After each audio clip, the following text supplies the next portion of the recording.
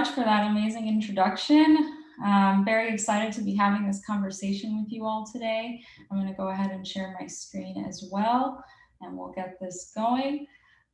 Hi, everyone. My name is Doreen Hakimi. An introduction about myself. I am a senior software engineer here at FAIR. I've been at FAIR for almost 2 years. I got my bachelor's degree in computer science and business at the University of Southern California. And before I joined FAIR, I was working in the consulting space for about 4 years, primarily in the front end stack, and now I'm in the back end stack. So I'm very excited to be having this conversation with you all today about growth in tech. Whenever Valerie or Hai, who is an engineering manager here at FAIR, came to me with the idea that this is the discussion that we wanted to have today, it's such a broad topic that I've decided to break it down into two main facets of growth. The first is a culture of growth, be it what does a company that exhibits a growth culture look like, and what are the traits that those companies embody. The second was I wanted to give a more practical approach of tips, direct tips of what it takes to actually get promoted in your role. So I got some actual tangible traits from our directors here, who, if you stay into the social hour, you'll hear more from. So let's get right into it. So in order to frame that first facet, which is the growth culture, I wanted to call out that a growth culture needs buy-in from all levels of the organization. And as I go through these traits, hopefully you'll be seeing that overarching theme in every single one of them. It's very important that from top to bottom, this culture is embraced and put forth.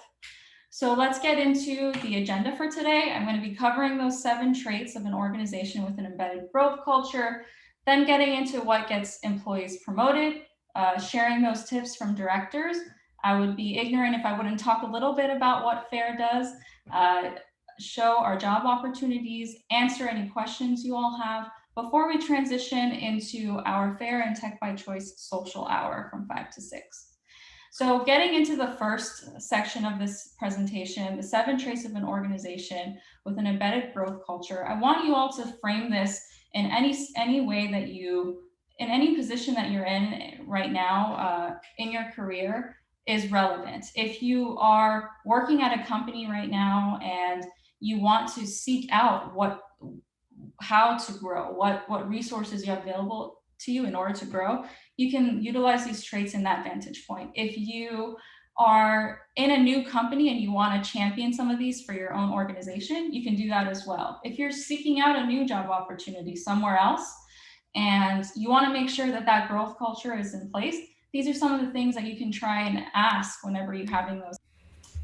So in those different vantage points, you can look at these traits through the lens of a new company where you want to champion them. If you are looking for a new role, making sure they exist, or within your organization, trying to seek them out. The first trait to look out for is accessible leveling qualifications for your discipline. What that means is there a rubric that is available across the organization that is utilized for both placing candidates in roles or is being shared with you to facilitate your growth and have that discussion with you in the process. The benefit of having this rubric available to you is you have direction on skills or experiences you need to attain in order to level up.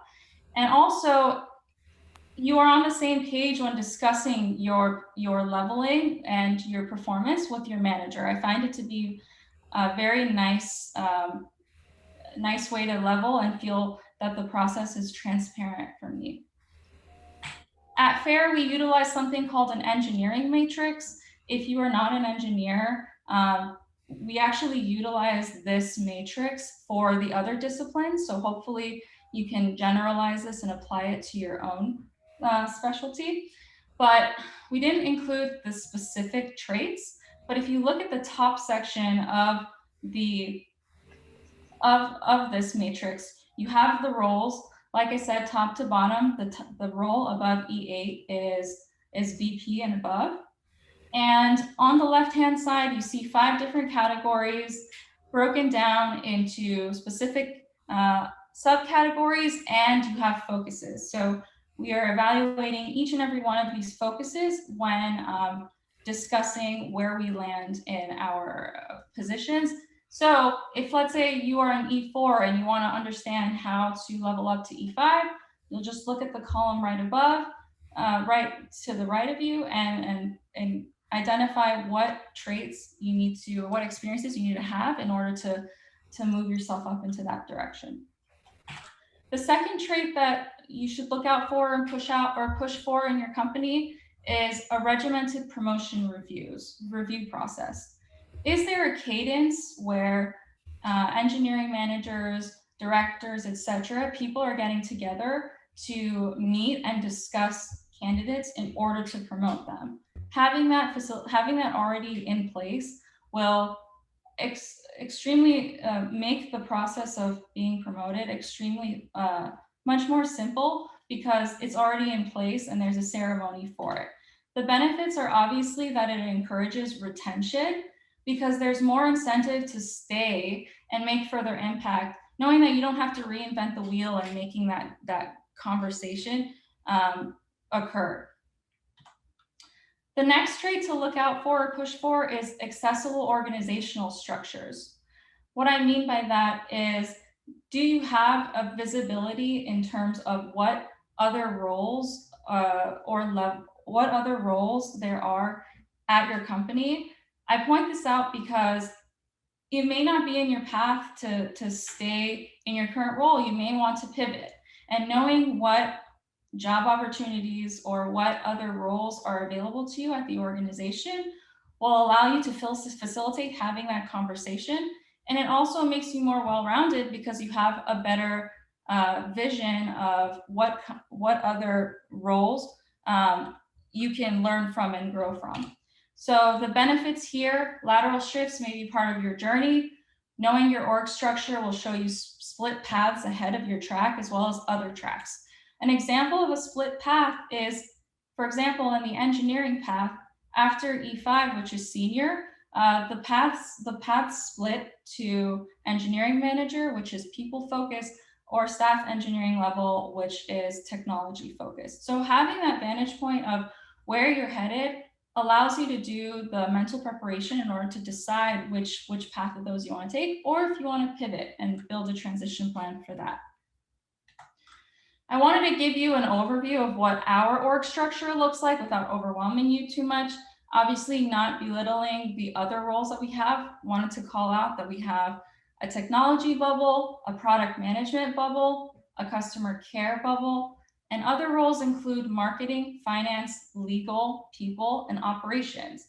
So for instance, if you want to look at the technology bubble, which includes engineering, data science, QA, program management, we have these different roles, and you can see the E6, L6 split that I was talking about.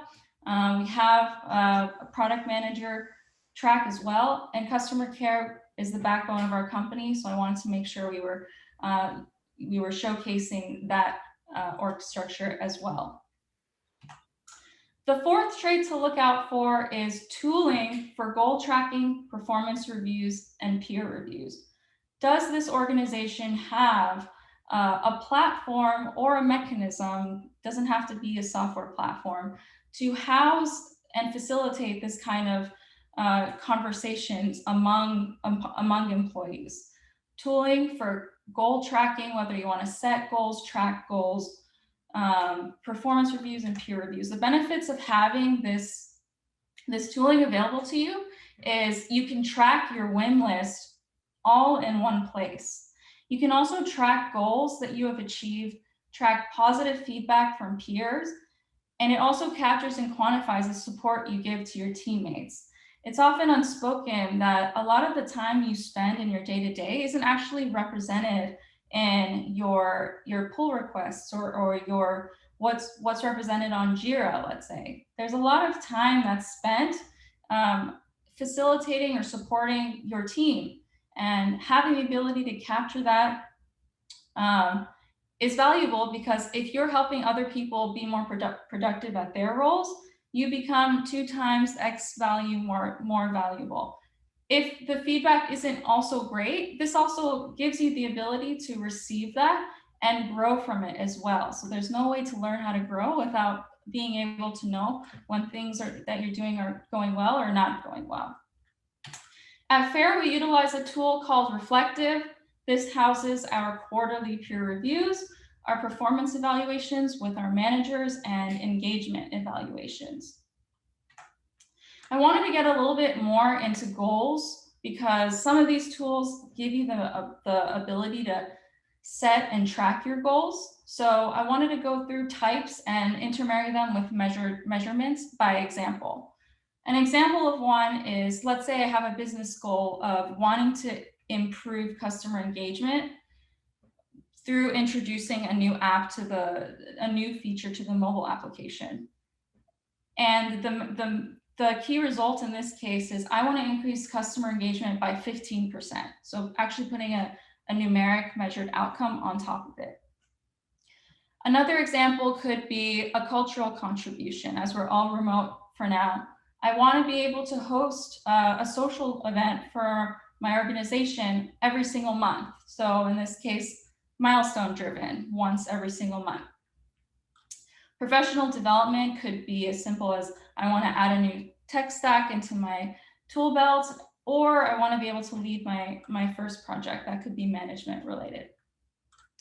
Just helps with facilitating that proper language to track and also set goals for yourself. The fifth trait to look out for is there competitive salary verification? What I mean by that are there people who work at the company who are constantly making sure that everyone who's employed at the company is receiving fair market value for the contributions that they're making. At FAIR, we partnered with Radford, which is a compensation benchmarking tool from Aon, to compare our titles with external equivalents.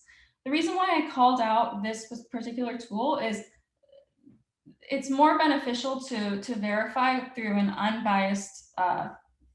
unbiased resource. Whereas places like Glassdoor, they're anonymous. You don't really know exactly how truthful that information is. The next trait is continuous improvement. So we've gone through these traits or this growth culture. Is it constantly being improved, grown on? Is it being iterated? You want to make sure that it's not staying stagnant.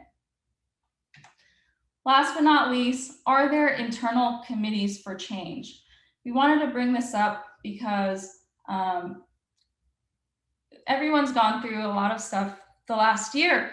And I think a lot of what happened in this past year is just a magnifying glass of stuff that we've been dealing with for a long time. Do we have the ability or committees that exist at the company where people can get together and facilitate change? And change can be seen as so many different things. It could be change for the company or just change for the greater good for society. The benefits of having these internal committees means that your org is embedded with societal issues. They're not blind to what's going on outside of the company. You have the ability to make change from the people, and you're attracting passionate people and encouraging progress. An example of this is both Haig and myself are part of the hiring committee. The whole reason why we're all here today is because of this committee that is committed to improving our candidate experience. That was the last trait that we want to look out for. Now we'll transition into traits that anyone can embody that will encourage leadership qualities, that will encourage that promotion to occur. So luckily, if you're able to stay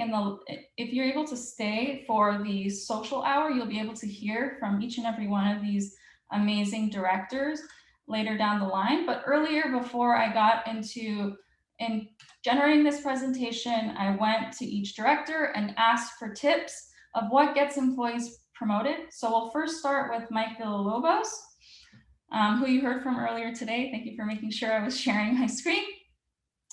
His tips all revolve around a central theme of being actively engaged in your work. So the first is going the extra mile, which means being proactive in either filling needs and gaps in your team, or B, surfacing them and building a plan to tackle them. It takes a level of engagement to be able to find those gaps and fill them in. So secondly, being actively engaged in your work.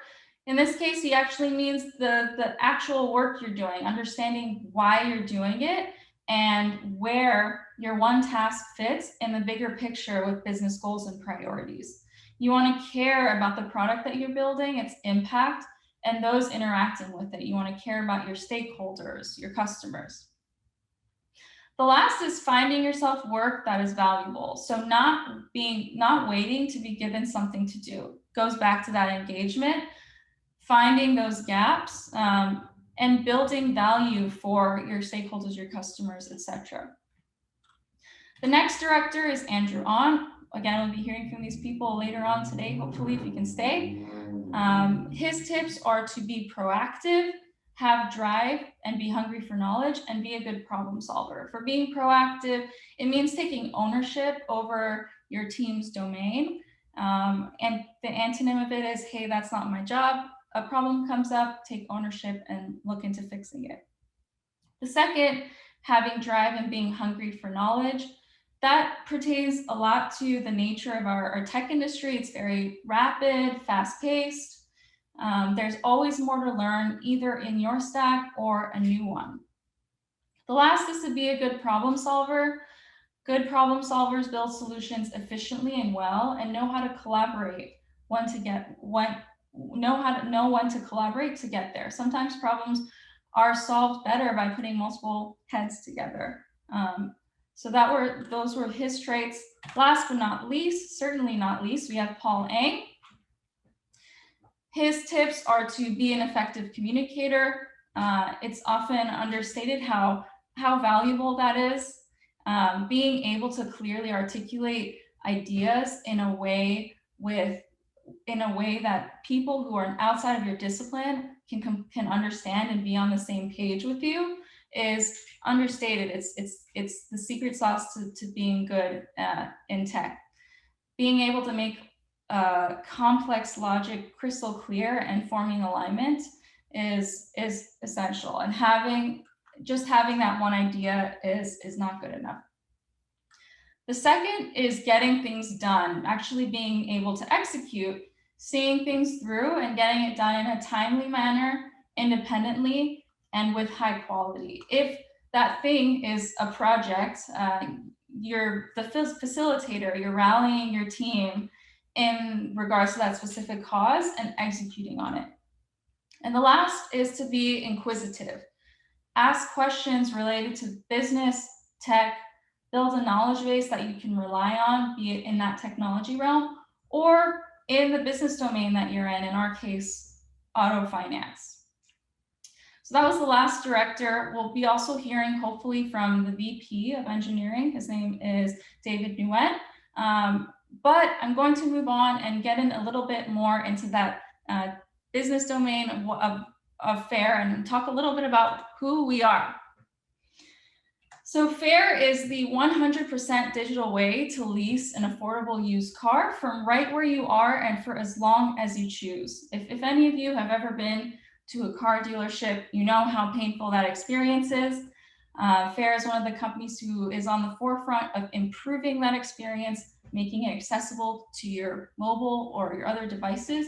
But on top of that, we also want to give customers that flexibility to be able to own the car for as short or as long as they choose and make it as affordable as possible by focusing on used cars. We are hiring. These are our current openings. If you are on this call and you don't see a position here, I would encourage you to check our job boards. Often things change very quickly on them. And with that, I wanted to thank you all for taking the time to hear me out and open it up for questions.